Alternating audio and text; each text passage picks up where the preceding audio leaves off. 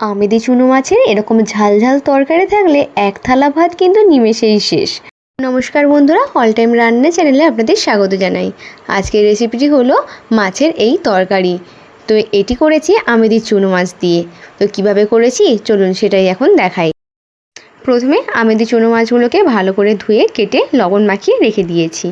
সামান্য একটু হলুদ দিয়ে ভালো করে একটু মাখিয়ে নিচ্ছি। এই চুনো মাছগুলো কিন্তু সাইজে একটু ছোট। প্রথমে দিলাম কড়াইতে সাদা তেল। তেলটা একটু গরম হয়ে গেলেই একে একে মাছগুলো দিয়ে দিচ্ছি। দেওয়ার পর ভালো করে কিন্তু মাছগুলোকে ভেজে নিতে হবে।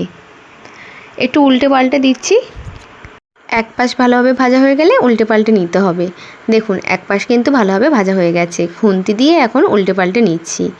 এভাবেই কিন্তু মাছগুলো প্রায় সব ভেজে নিচ্ছি। মাছগুলো ভাজা হয়ে গেছে, একটি পাত্রে তুলে নিয়েছি। যেহেতু এটা ছোটো তাই একটু ভেঙে ভেঙে যেতে পারে। এটি রান্না করার জন্য একদম সামান্য উপকরণ নিয়েছি, পেঁয়াজ আর টমেটো কুচি।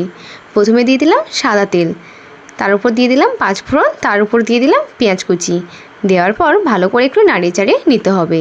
পেঁয়াজ কুচিটা একটু লাল লাল হয়ে গেলেই কিন্তু একে একে করে সমস্ত উপকরণ দিয়ে দিতে হবে। দিয়ে দিলাম সামান্য একটু টমেটো কুচি। দেওয়ার পর ভালো করে এটি মিক্স করে নিতে হবে। আপনারা চাইলে এটি কিন্তু কাঁচা লঙ্কা বাটাও দিয়ে করতে পারেন। এরপরে দিয়ে দিলাম সামান্য একটু লবণ। যেহেতু মাছে আগে থেকে লবণ দেওয়া আছে আর মাছের মধ্যে কোনো রকম আলু অ্যাড করছি না, তাই লবণের পরিমাণটা কিন্তু একটু কম রাখতে হবে। তারপরে দিয়ে দিলাম 1 চামচ হলুদের গুঁড়ো আর দিয়ে দিলাম 2 চামচ লাল লঙ্কার গুঁড়ো। লাল লঙ্কার গুঁড়োর বদলে আপনারা কাঁচা লঙ্কাও দিতে পারেন, আগেও বলেছি।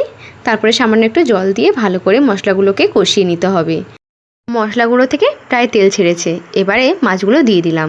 দেওয়ার পর ভালো করে নাড়িয়ে চাড়িয়ে নিতে হবে। এখানে আমি শুধু মাছের করছি, আপনারা চাইলে এটি আলু দিয়েও করতে পারেন এবং কি বেগুন দিয়েও করা যেতে পারে। অন্য একদিন এই রেসিপিটা নিয়ে আসবো।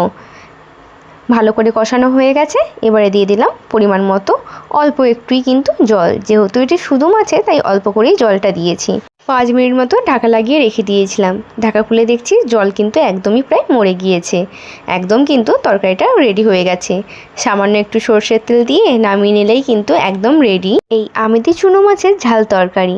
আশা করছি রেসিপিটি আপনাদের কাছে খুব ভালো লেগেছে। যদি ভালো লেগে থাকে অবশ্যই লাইক, কমেন্ট, শেয়ার এবং সাবস্ক্রাইব করতে ভুলবেন না।